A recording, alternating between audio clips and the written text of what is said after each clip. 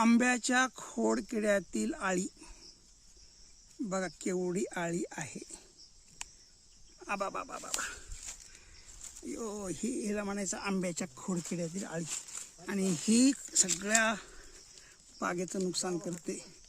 फळावरची झाडं गायब करते, गायब.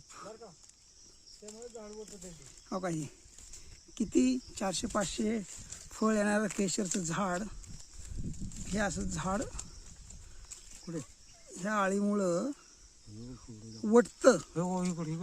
इकडे आळी एवढी मोठी आळी आहे. हे वटल्यामुळं सगळं झाड साल खाल्ल्यामुळं वाळून जातं आणि 400-500 फळ देणारं केशरचं झाड नुकसान होतं. बघा, असल्या आळ्याच्या वेळेस भुसा पडलेला बघून किंवा दरवर्षी बोर्डो मिश्र लावून आणि जिथं जिथं तुम्हाला वाटतंय की आळी लागलेली आहे ते उकरून मोकळं करणं गरजेचं आहे. नाहीतर ही फळं देणारी झाडं गायब होतात.